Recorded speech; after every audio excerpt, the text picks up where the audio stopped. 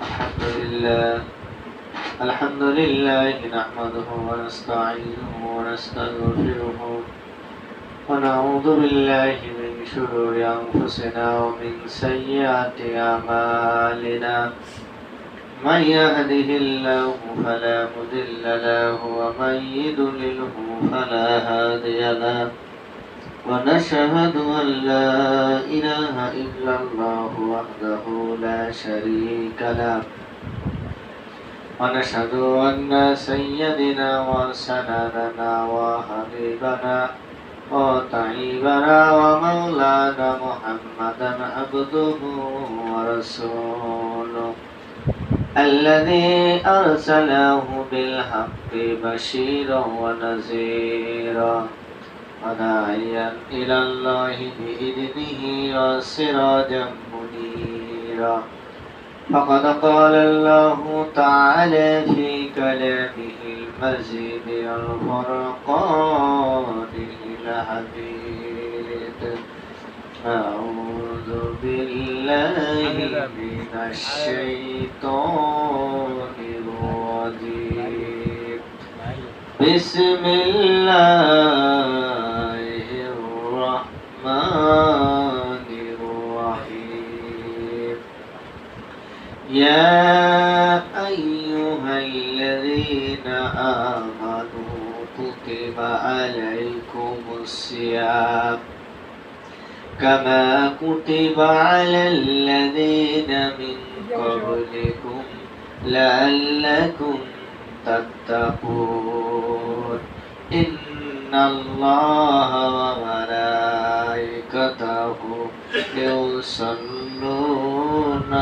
على النبي يا أيها الذين آمنوا صلوا عليه وسلموا تسليما اللهم صل على سيدنا مولانا محمد وعلى آل سيدنا مولانا محمد الحمد لله সুম্মা আলহামদুলিল্লাহ। সমস্ত প্রশংসা ও তারিফ একমাত্র আল্লাহ সুবহানাহু ওয়া তাআলার দরবারে, যে মুনিব আমাদেরকে পবিত্র মাহে রমজান মাসে দ্বিতীয় জুমায় দুনিয়ার সমস্ত কাজ কর্ম থেকে জুদা করে, আলাদা করে, পৃথক করে আল্লাহ তাআলা দুনিয়ার মধ্যে সর্বশ্রেষ্ঠ জায়গা আল্লাহর ঘর মসজিদে আসার বসার তৌফিক দান করছেন। ওই মালিকের দরবারে শুকরিয়া জ্ঞাপন করছি। সকলে দিল থেকে বলি আলহামদুলিল্লাহ। এই মহল্লায় অনেক লোকের বসবাস। সবাই যদি মসজিদে আসে, যাদের উপর নামাজ ফরজ, পুরুষ মানুষ মসজিদে আসলে মসজিদ জায়গা হবে না। কাজের দিন, যার কারণে মুসল্লিরা মাঠে কাজে ব্যস্ত। অনেকে এমনও হয়তো হতে পারে কাজের কারণে নামাজই নষ্ট করে ফেলবে। আল্লাহ রাব্বুল আলামিন আমাদেরকে দুনিয়ার মধ্যে পাঠাইছে পরীক্ষা করার জন্য। আল্লাযী খালাকাল মাউতা ওয়াল হায়াতা লিয়াবলুয়াকুম আইয়ুকুম আহসানু আমালা। বান্দাকে আল্লাহ তাআলা দুনিয়ার মধ্যে হায়াত এবং মাউত দিয়ে সৃষ্টি করেছেন, পাঠাইছেন পরীক্ষা করার জন্য কে কত সুন্দর ভালো আমল করতে পারে। এটা আল্লাহ তাআলা পরীক্ষা করার জন্য আমাদেরকে দুনিয়ার মধ্যে পাঠাইছেন। আমল মানে কাজ, আমল মানে কাজ, কে কত ভালো কাজ করতে পারে আল্লাহ তাআলা এটা পরীক্ষা করার জন্য দুনিয়ায় পাঠাইছে। যাই হোক, যে আল্লাহ সুবহানাহু ওয়া তাআলা আমাদেরকে পছন্দ করে মাহাব্বত করে তার ঘর মসজিদে আনলেন, এজন্য শুকরিয়া আদায় করি, দিল থেকে বলি আলহামদুলিল্লাহ। আলহামদুলিল্লাহ। শতকোটি দরুদ আর সালাম বিশ্ব নেতা, বিশ্ব নবী জনাবে মুহাম্মদ রাসূলুল্লাহ, সকলে পড়ি সাল্লাল্লাহু আলাইহি ওয়াসাল্লাম। সম্মানিত মুসল্লি ইকরাম, আমরা সকলেই অবগত আছি যে মাসটা চলতেছে এটা হলো মাহে রমজান মাস। কি মাস? মাহে রমজান মাস। এই মাস আসার সাথে সাথে আল্লাহ সুবহানাহু ওয়া তাআলা বান্দাদেরকে, মানুষের দুই ধরনের শত্রু আছে। ঈমান নষ্ট করার জন্য দুই ধরনের ডাকাত আছে। ডাকাত বলেন, শত্রু বলেন, চোর বলেন, দুই ধরনের। একটা হলে প্রকাশ্যে আর একটা হলে গোপনে। প্রকাশ্যে মানুষের ঈমান নষ্ট করবে হলো শয়তান, আর গোপনীয় ভাবে আমার ঈমান নষ্ট করবে হলো নফসে আম্মারা। আল্লাহ সুবহানাহু ওয়া তাআলা এই রোজার মাধ্যমে এই দুইটা মানুষের শত্রুকেই আল্লাহ তাআলা দুর্বল করে দিয়েছে। যেমন মাহে রমজানের চাঁদ ওঠার সাথে সাথে প্রকাশ্যের যে শত্রু শয়তান মানুষকে নেক কাজ করতে দেয় না, এই শয়তানকে আল্লাহ তাআলা শিকল দিয়ে বেঁধে রেখেছে। আর গোপনীয় যে আমাদের ঈমানের শত্রু নফস আম্মারা, মানুষ যখন রোজা রাখে সারা দিন অনাহারে থাকে, নফস আম্মারা এমনি দমন হয়। আল্লাহ তাআলা মাহে রমজান মাস আমাদেরকে দান করেছে কিসের জন্য? তাকওয়া অবলম্বন করার জন্য, আল্লাহ তাআলার ভয় অন্তরে আনার জন্য আল্লাহ রাব্বুল আলামিন মাহে রমজান মাস দান করেছে। এই মাহে রমজান মাসের অনেক ফাজাইল আছে, তবে আমি যে কথাটা বলতে চাচ্ছি সেটা হলো যে আল্লাহ তাআলা তাকওয়ার এত গুরুত্ব দিলেন কেন?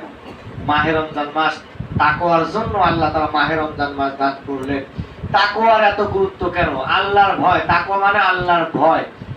মানুষের অন্তরের মধ্যে যখন তাকওয়া আসবে, আল্লাহর ভয় আসবে, তখন ওই মানুষের দ্বারা দুনিয়ায় কোনো মানুষ কষ্ট পাবে না, ক্ষতিগ্রস্ত হবে না, এবং সে নিজেও জান্নাতের উপযোগী আমল করে জান্নাতবাসী হতে পারে। আর আল্লাহ তাআলা চায় না তার কোনো বান্দা জাহান্নামে যাক। যার কারণে আল্লাহ রাব্বুল আলামিন এই তাকওয়া অবলম্বন করার জন্য, ভয়, আল্লাহর ভয় অন্তরে আনার জন্য আল্লাহ সুবহানাহু ওয়া তাআলা মাহে রমজান মাস দান করেছে। আল্লাহর ভয় থাকলে পরে মানুষ কোন পর্যায়ে যায়, ছোট্ট একটা ঘটনা আপনাদের সম্মুখে বললে আপনাদের বুঝে আসবে। বিশ্বনবী সাল্লাল্লাহু আলাইহি সাল্লামের পরে আবু বকর সিদ্দিক রাদিয়াল্লাহু তাআলা আনহু তিনি খেলাফতের আসনে বসছেন। আবু বকর সিদ্দিক রাদিয়াল্লাহু তাআলা আনহু যখন ওফাত গ্রহণ করলেন, দুনিয়া থেকে বিদায় নিলেন, ইন্তেকাল করলেন, তখন ওমর ফারুক রাদিয়াল্লাহু তাআলা আনহু খেলাফতের আসনে বসা। এই ওমরের জামানার একটা ঘটনা। ওমরের জামানায় একজন বৃদ্ধ লোক, তার দুইটা সন্তান, সে খেজুরের বাগান করছে, সুন্দর খেজুরের বাগান করছে। এই খেজুরের বাগান প্রচন্ড গরমের মধ্যে তার সন্তানকে বলতেছে, বেটা চলো, তার দুইটা সন্তানকে বলতেছে, চলো যাই আমাদের বাগানটা একটু দেখে আসি, কি অবস্থা, আমরা তো এত টাকা ব্যয় করলাম এই বাগানের পিছনে, আমরা তো মাঠের মধ্যে এখন ধান লাগাইতেছি, আমরা ফসল উৎপাদন করার জন্য আমরা কত মেহনত করতেছি না। বৃদ্ধ লোকটি তার কলিজার টুকরো দুইটা সন্তানকে বলতেছেন, বেটা চলো আমরা যাই, আমরা যত পুঁজি লাগাইলাম, আমরা যত অর্থ ব্যয় করলাম বাগানের পিছনে, বাগানটা একটু দেখে আসি। দুইটা সন্তান বলতেছেন, বাবা এত প্রচন্ড গরম, এই গরমের মধ্যে আমরা মাঠের মধ্যে গিয়ে ওই খেজুরের বাগান দেখতে পারবো না, আমরা এই গরমের মধ্যে খেজুরের বাগানে যাব না।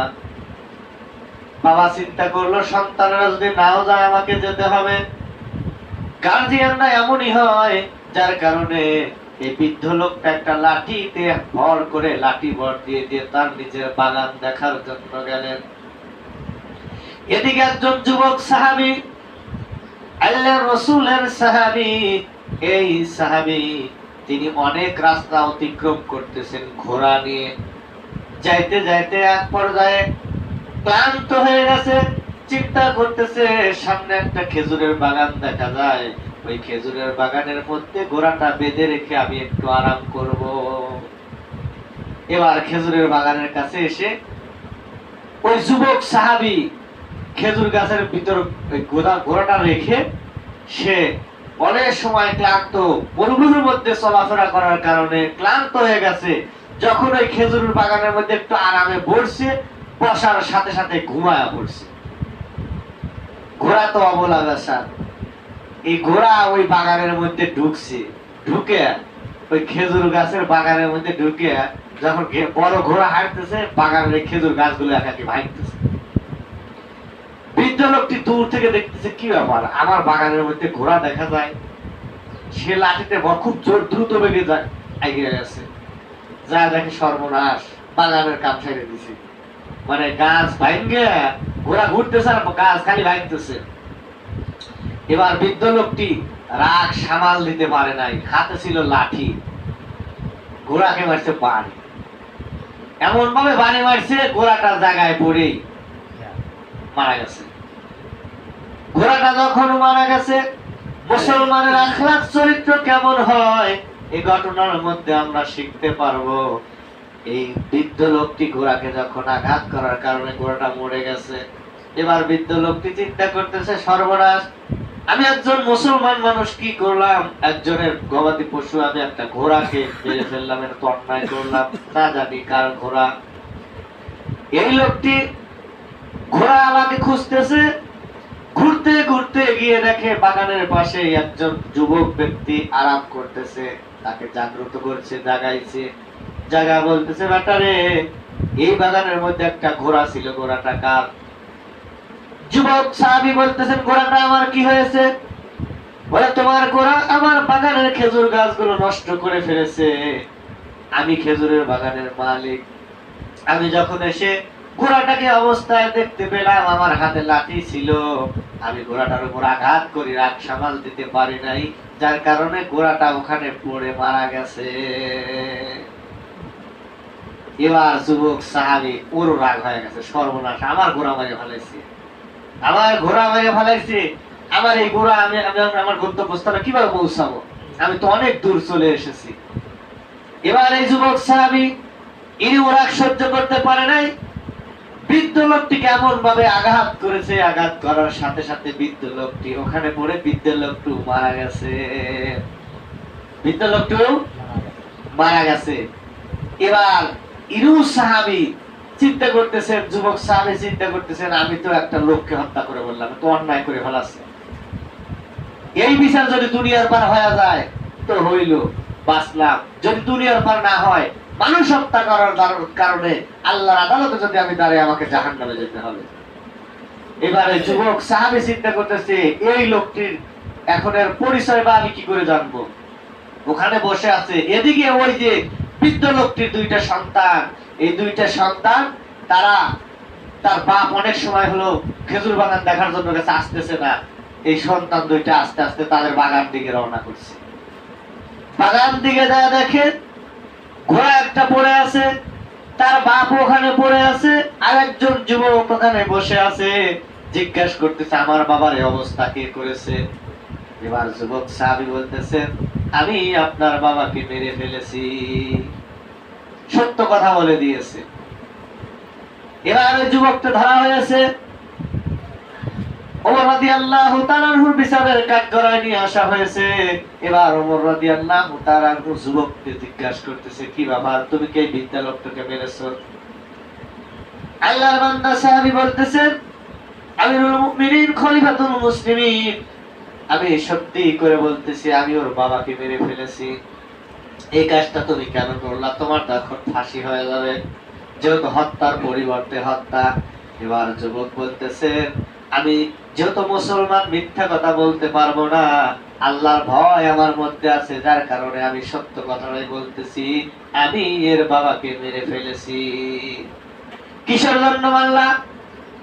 বলে, আমি ঘুমাইছিলাম, আমার ঘোড়াটাকে এই বৃদ্ধ লোকটি মেরে ফেলেছে, যার কারণে রাগ সামাল দিতে না পেরে আমি বৃদ্ধের উপর আঘাত করার পরে বৃদ্ধ লোকটি মারা গেছে। ওমর রাদিয়াল্লাহু তাআলা বললেন, যেহেতু তুমি মেরেই ফেলেছো, স্বীকারও করতেছো, তোমাকে মৃত্যুদণ্ড দেওয়া হবে, তবে মৃত্যুর আগে বলো তোমার কোনো আশা আকাঙ্ক্ষা আছে কিনা, যদি আশা আকাঙ্ক্ষা থাকে সেটা পূর্ণ করা হবে। এবার এই যুবক বলতেছেন, আল্লাহর রাসূলের সাহাবী বলতেছেন, আমিরুল মুমিনিন, আমি আপনার কাছে একটা আবদার করতে চাই। কি আবদার? বলে, আমার এই দুনিয়ার মধ্যে মা ছাড়া কেউ নাই, আর আমি একজন মুসলমান, কিছু বন্ধু আমাকে আমার বন্ধুরা আমার কাছে কিছু আমানত রেখেছে, টাকা পয়সা পুঁজি রেখেছে বিশ্বাস করে, আমি যদি ওই টাকাগুলো না ফিরিয়ে দেই তাহলে মুসলমানের প্রতি তাদের একটা খারাপ ধারণা আসবে, আপনি যদি আমাকে একটু ছুটি দেন, আমি বাড়িতে গিয়ে আমার মার সঙ্গে শেষবারের মতো দেখা করে আসবো, আর তাদের সম্পদগুলো আমি তাদেরকে দিয়ে আসবো। ওমর বলতেছে এটা কখনোই সম্ভব না, কারণ তোমাকে যদি ছেড়ে দেয় তুমি যে ফিরে আসবার গ্যারান্টি করি, অতএব তোমাকে পাঠাতে পারবো না। এবার যুবক সাহাবী বলতেছেন আমি যদি ওরকমই হইতাম তাহলে তো আমি হত্যা করে ওখান থেকে চলে যাইতাম। আমি তো চাইনি, কারণ আমি আল্লাহ তাআলাকে ভয় করি, দুনিয়ার পর আমার বিচার হয়ে যায়। ওমর বলতেছেন না, তোমাকে ছাড়া যাবে না, ছাড়তে পারি একটা শর্তে। কি? তোমার পক্ষে যদি কোনো ব্যক্তি এখানে জামিন হয়, তুমি না আসলে তার উপর বিচার করা হবে। যদি এরকম কোনো ব্যক্তি পাও তাহলে তোমাকে ছেড়ে দেওয়া হবে। আল্লাহ রাসূলের অনেক সাহাবী ওখানে ছিলেন। এবার এই সাহাবী বলতেছে যে কেউ কি আছেন আমার পক্ষে জামিন হবে? সমস্ত সাহাবীদের মাথা নিচের দিকে গেছে। কারণ হলো কে জামিন হবে, আর এই ব্যক্তি কেউ চেনেই না, আবার আসবে কি না আসবে, না আসবে তার মৃত্যুদণ্ড। সমস্ত সাহাবী যখন মাথা মুদিয়েছে, একজন সাহাবী গার্শন্নি করে দাঁড়ায় আছেন, যার নাম হলো আবু যর গিফারি রাদিয়াল্লাহু তাআলা আনহু। এই সাহাবী বলতেছেন আমিরুল মুমিনিন, আমি এর পক্ষে জামিন হব, এই ব্যক্তিটাকে ছেড়ে দেন। সব সাহাবী বলতেছে আবু যর গিফারি তুমি কি বলতেছো? এই ব্যক্তিকে আমরা কেউ চিনি না, একে যে ছেড়ে দিয়ে আসবার গ্যারান্টি আছে, এ যদি না আসে তোমার মৃত্যুদণ্ড হবে। এবার আমিরুল মুমিনিন লোকটিকে ছেড়ে দিলেন। লোকটি চলে গেল। লোকটি বাড়িতে গিয়ে তার পানা দেনা শোধ করে মাকে বলতেছেন মা, আমাকে শেষবারের মতো বিদায় দাও, আর কোনোদিন তোমার সঙ্গে সাক্ষাৎ হবে না। কেন বেটা কি হয়েছে? বলে আমি একটা অন্যায় করেছি, না যে আমার অজান্তে একজন বৃদ্ধ লোকটিকে আমি মেরে ফেলেছি, এর জন্য আমার মৃত্যুদণ্ড হয়েছে। মা বলতেছে বেটা তাহলে যাওয়ার দরকার নাই। এবার যুবক সাহাবী বলতেছেন মা, আমি একজন আল্লাহর রাসূলের সাহাবীকে জিম্মায় রেখে এসেছি, আমি যদি না যাই তাহলে বিনা অপরাধে ওই সাহাবীকে মৃত্যুদণ্ড দেওয়া হবে। মার কাছ থেকে বিদায় নিয়ে দ্রুত করে চালায় আসতেছি। এদিকে সময় শেষ হয়ে গেছে, যেই সময় দেওয়া হয়েছিল সময় ফুরিয়ে গেছে। এবার ওমর রাদিয়াল্লাহু তাআলা বলতেছেন আবু যর গিফারি, আমরা আগেই তোমাকে মানা করেছিলাম, তুমি শোনো নাই, তুমি যেহেতু ভুল করেই ফেলেছো।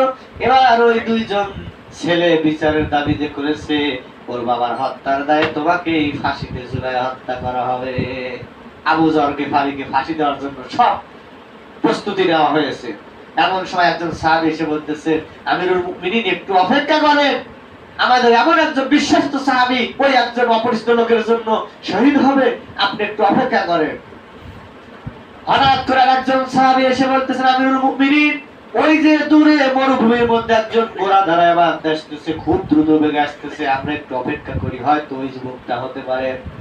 কিছু সময়ের মধ্যে দেখা গেল আসলে এই যুবকটা চলে এসেছে।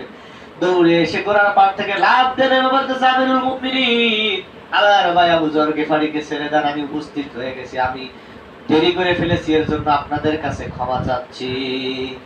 এবার আবু যর গিফারিকে ছেড়ে দিলেন। আবু যর গিফারিকে ছেড়ে দিয়ে যখন ওই সাহাবীকে ফাঁসির মঞ্চে নিয়ে যাচ্ছে, ফাঁসিতে ঝুলাবে, এমন সময় ওই দুইজন ব্যক্তি এসে বলতেছেন যার বাবাকে হত্যা করা হয়েছে, ওই দুইজন ব্যক্তি এসে বলতেছে যেই ব্যক্তিকে ছেড়ে দেওয়ার পরে আবার সে নিজ ইচ্ছায় চলে এসেছে মৃত্যুবরণ করার জন্য, সে আল্লাহর ভয় তার অন্তরের মধ্যে আছে, অতএব এই ব্যক্তিকে আমরা আর মৃত্যুদণ্ড দিতে চাই না, নিশ্চয়ই আমার বাবাও কোনো ভুল করেছিল, অতএব আমরা তাকে ক্ষমা করে দিলাম। সুবহানাল্লাহ। তাকওয়া কাকে বলে? আল্লাহ তাআলা যে রমজানের বিনিময়ে বান্দাকে তাকওয়া দিতে চাচ্ছে, তাকওয়া থাকলে কি মানুষ কোন পর্যায়ে যায় সে কথা বলার জন্য এই ঘটনাটা আমি বললাম। এবার আমিরুল মুমিনিন তাকে মুক্ত করে দিলেন। মুক্ত করে দেওয়ার পরে এবার ওই দুইজন যুবক বলতেছে আমিরুল মুমিনিন, এতে তো মুক্তই করে দিলেন, আমরা একটা প্রস্তাব দিতে চাই। বলে কি? বলে আমার বাপ তো দুনিয়া থেকে বিদায় নিয়েছে, আমাদের কোনো আর আফসোস নাই, আমরা এই ব্যক্তিটাকে আমাদের ভাই বানাইতে চাই। সুবহানাল্লাহ।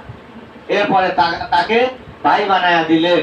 তো এই যে আল্লাহর ভয়, তাকওয়া থাকার কারণে এই পরিস্থিতি হয়েছে। এজন্য তাকওয়া যদি আমার আপনার মধ্যে আসে তাহলে আমার আপনার পরিস্থিতি এমন হবে যে অন্যায় কাজ আমরা কেউই করতে পারবো না। কিন্তু তাকওয়া যদি আমার আপনার মধ্যে না থাকে, আল্লাহর ভয় যদি আমার আপনার মধ্যে না থাকে, আমরা যে কোনো অন্যায় কাজ করতে পারবো। আজ দেখেন আল্লাহর ভয় আমার আপনার অন্তরে না থাকার কারণে আজ আমরা কি করতেছি? মাহে রমজান মাসে আমরা রোজা রাখতেছি না, এরকম হচ্ছে না? মাহে রমজান মাসে আমরা রোজা রাখতেছি না, মাহে রমজান মাসে আমরা রোজা রাখতেছি না, তাহলে একটা জিনিস চিন্তা করেন, রোজা আল্লাহ তাআলা হুকুম, রোজা রাখা কি ফরজ না?